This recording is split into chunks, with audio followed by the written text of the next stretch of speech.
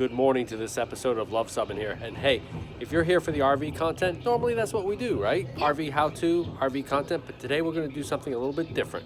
We're doing train travel. Exactly, and we figured because so many RVers, it's about small living. Tiny spaces. Tiny spaces and efficient use of space. Yes. We have booked a roomette on a Viewliner to Orlando. So we're doing our annual trip to the EPCOT Food and Wine Festival. So we're going to be showing you around. We got our coffee. Amtrak cups. And because we have a sleeper car, we can now enjoy the lounge. Enjoy a lounge.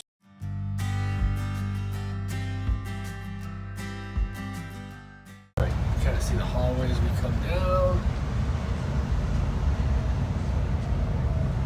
We are in Roomette 5. As you can see, it says we're going New York Penn to Orlando. All right, see, we're aboard our roomette. What are your first impressions so far? It's like a small closet, but it's so exciting. Absolutely. How was Penn Station? Oh, it was crazy zooey. But we had a special lounge because we had a roomette. And when our train was ready to be boarded, they escorted us to the train. So that made things very easy. Right. So what's first on the docket on our train ride? Sophia's. Yes, that's a nice sparkling wine from Sofia Coppola. Yep. Coppola Vineyards, and we're going to go ahead and explain some of the features of this little roomette. We've got about 23 hours in it. Yep. And we're going to Orlando. That's what it says on our thing. Yep, it says ORL. Very nice. So we are getting close to Baltimore here on our little train ride, and I wanted to show a few features of our little roomette. So first of all, we have our chairs. This chair will eventually turn into a bunk, and we have a upper bunk up there that will be lowered down when we get ready for bed tonight. We have a table, very heavy table. It comes out like that, and even has a little chessboard on it. Oh, sweet. So there's that. Couple cup holders there, pretty standard. Couple cup holders. This goes back in. We got two vent controller knobs here. So we have the door with, there's a locking mechanism. Yeah, look at this over-engineering. This is absolutely beautiful. Check this out. And it opens. Yep. But I don't believe you can lock it from the outside. Look at that. That's like 4 pounds of steel there, when you could have done something far more simple and far more flexible. And we got a window there. Yeah, window here, And some a window curtains there that with some privacy they all curtains. stick to the Velcro, so that when Sydney shows the next feature, you'll know why you want the Velcro. We've also got this light here, which It's pretty lights bright. things up like Yep, the and that's where sun. the luggage goes up top there. You can see our luggage is up top. That was over quite the the window. feat to get the luggage up there. So we got How about your reading lamps back there? See? we got the speaker volume so that you can hear the conductor tell us what stops they're doing. We have the lights, high, low, off, night lights, and reading light. Which I don't know if it's working. So. All right, as you can see, it's pretty We got cozy. the thermostat over here. Oh, woman down, woman down. We got a thermostat over here, and if you needed to call the attendant, you could call the attendant, and you could talk to him. You get some ventilation up there, it looks like. Yep. Some nice hooks for your jacket. Little table here, We'll go through. Whoa. little table here, and trash can. Yep. A little rubbish bin. And for our next feature, Yep. That'll show prominently in our next feature. Overall, what do you think, see? it's pretty cute. It's cozy, but it's pretty compact, and I think they did a pretty good job at putting a lot in a small space. Yeah, again, for our RV channel, it's all about living in a small space, and this is extremely well designed in my opinion. And it'll be even more interesting in a minute. All right, well, let's see the next segment here. Okay, we're gonna go ahead and take a look at this area here, which to me is an absolute marvel of design efficiency. So the first thing we'll take a look at is the toilet. Every little roomette has its own toilet. We asked if there was like a community toilet that you could use, you know, in case we wanted. Figuring that there might be one on the car floor. Right, and they said no, you actually have to do 2 cars forward to the coach section. So this is all you get. So we're gonna have to, I think we've got a system worked out that'll make it work for us. But you can see here, it's just a pretty regular toilet. Yep. I'm gonna go ahead and demonstrate its use. Oh, you know. What? No? All right, I won't do that. But anyway, yeah, that's the toilet here. You can see it's got a toilet flush button, a 120 volt outlet. And check out this sink. This sink is super cool. First of all, the sink comes down. It's a sink. And check this, this is awesome. This light comes on to show that the sink is down. It's not good enough, the sink just being down. It's like, is the sink up or down? Oh, the sink is down because the light's on. Down. But anyway, you've got cold water, hot water, and that doesn't apparently do anything. It's supposed to, it says ice water, but I'm not sure. Maybe it's soap. But anyway, there's soap up here that you can use. So anyway, little cups too. Yeah, I mean it's all well thought out. And where does the water go when? Yeah, and this is the best part. Yeah, check this out. So where does the water go? See? And you can see the water just stays there. You've got holes in the back, and then as you tilt the sink up, that drains the sink. How cool is that? That's pretty That is design efficiency at its best. And you got some little paper cups and some soap and some towels to finish it off. Right, and then because, like I say, when we RV, we want everything to have dual purposes. You step on the toilet, you step on this little guy, and that brings you up to the bunk. You can see here I'm up top. There's Cindy down there hanging out. This is the bunk in its stowed position with all the linens. You can see it kind of rattles a little bit. That's kind of irritating, but not too bad. That'll come down, and that'll be my bunk. You even get these little hooks, so you can put some more coat hangers and stuff. There's another one here. How cool is that? There's our luggage up there. This looks like it's gonna be a little bit of a bag for when I sleep. Well, we're not gonna have much room once the bunks come down to move around, so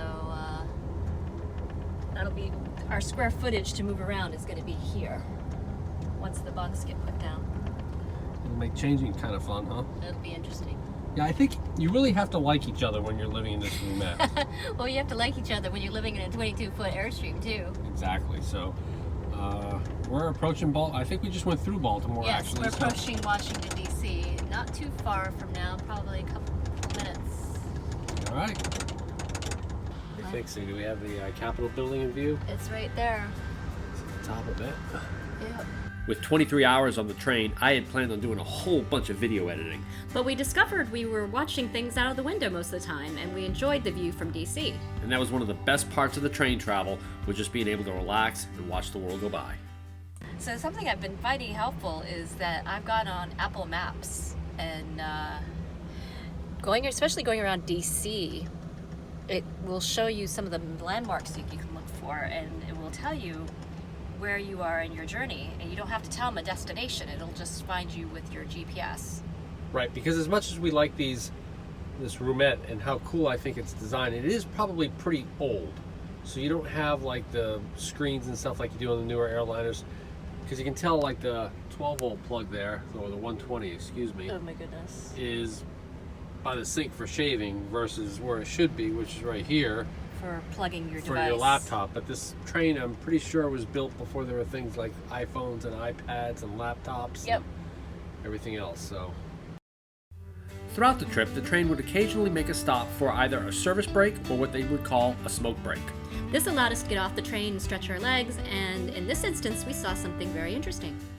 check this out. They just hooked up a 1923 Pullman to the back of our Amtrak. You can see that guy up there. Very, very cool. I love trains. Been loving this whole journey here. It's a service stop, so when they do that, they turn all the power off, and then that dreaded light comes on. But thankfully, it's only a short-term thing. It looks like we're getting close to Ashland. We are in Ashland. It's yes. Ashland. We were here at Doswell. Yes. This is Let's south see if of... we can't see the restaurant we were at. Yes, let's look. I think Right there. right there, the caboose. The caboose. Yep, that's where we were. Yep, so let's see, it is about 7:15. They just made an announcement that the cafe car is closed. I guess the attendant there goes on break. It is, we just finished dinner, which was nice. We got a little glass of red wine. So it was a picnic dinner. What did we have? We brought our salad. We brought some salad dressing. We had some meats, some cheeses, Some bread. some olives, some bread. It was super nice. And we have some wine right here. Yep. And we kind of closed things up in the little cabin, and it's kind of cozy. Cindy was just saying when she first walked into this little roomette, it was like, oh my God, this is like a closet. But you know what? You get used to it. You get used to the space. You get used to, you know, the procedures that everyone has to come up with for using the bathroom in such a tight space. You know, Yeah. and it's really, I'm enjoying the heck out of this. All right, so that's what we're gonna probably hang out till the cafe's open, go get some ice cream, and then we'll have our awesome room attendant turn our cabin into a bedroom. Yes, I think that sounds like a good plan. All right, we've just had our room gonna steward sing come up by, top? and Okay, she has then you just come out for made me the for top just bunk. about 2 You can minutes. see there. See Cindy's bottom bunk is made. Yep. We're all set up. All right, so here I am, ensconced in my top bunk, ready to catch some Z's for the night, and we'll see how it goes tomorrow morning. Should be a good night sleeping on the train. So good morning. It is about 7 a.m. Just kind of slowly waking up here.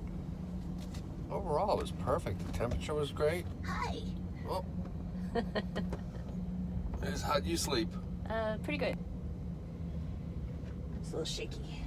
So, yeah, overall, I think it was bouncier than I thought. I guess I was used to the trains in Europe that are like super smooth, and these were a little bit shakier and bouncier. And I've noticed that throughout the Amtrak experience is that I think the tracks, I don't know if they use, I think they use a lot of freight rail, except in the Northeastern Corridor. So I don't know if that's different. But it was definitely a lot bouncier than, say, in Europe, where you barely even notice the trains moving. So we're going to go ahead and get up and going this morning. We are just south of Jacksonville, we think. We're just north of Jacksonville. Or just north of Jacksonville, my navigator says. And we're going to check things out. To go find coffee. Go find coffee. All right, see how that morning evolution work. It was a little tight, but we managed to get dressed and we're gonna go wander out and get coffee, and I assume the steward's gonna come back and debunk the place so that we have a little bit more room. You can notice that the top bunk is now resting on that little shelf that was there. Yep. They say not to put anything on that shelf before they lower that down. Yep. All right, see it out. Let's see how small it is in there. Yep. You have a square foot space to turn around.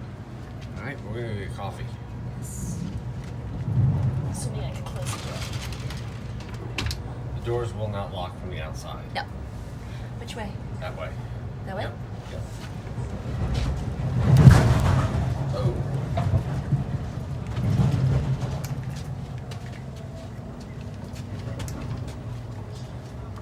All right, C is found. Ooh, What coffee. we seek. Coffee. Ooh, and ice for my flask. That's good. Yeah, it's smart to have a little thing there to hold it. We're approaching Jacksonville, Florida, And did we get our room changed? Yeah, we got a room change. How long did it take her to set it up into normal mode? Oh, it probably took her less time than it took to set it up in sleep mode. So, what, 2 minutes? About 2 minutes, I would say. Yep. Yep. You see it's starting to get a little brighter outside. Yep, and we're using our fast food knife. Yep. Pro tip is, sometimes you get a fast food place or a Panera or something will shove these little utensil kits in with napkin, plastic spoon, and fork. Keep those because when you're on a journey like this, they work out perfectly for doing bagels. Yes, And cream cheese. So we got our Java there. Not a bad morning. Our train arrived at the Orlando Railway Station, and we were able to quickly find an Uber to take us to our Walt Disney World Resort. We thoroughly enjoyed the Food and Wine Festival as we do every year, and we decided this time to take an airline back. That way we could compare the pros and cons of both modes of travel. So where are we? We are at Albany International Airport after finishing our Southwest flight and our time at the Food and Wine Festival. Yes. Yeah, it ended up being about 26 hours on the train total from Albany to Orlando and about $580. About 3 hours on the airplane and about $300. Half the cost. Yeah, about half the cost. So if you're doing train travel, it's great for the experience. I hope you enjoyed our little look at our small space in the Amtrak Roomette sleeper. Exactly, it was so much fun. It was and we're planning some more rail travel here in the near future. So if you like this video, Give us a thumbs up, comment below, click to subscribe. and thanks for watching.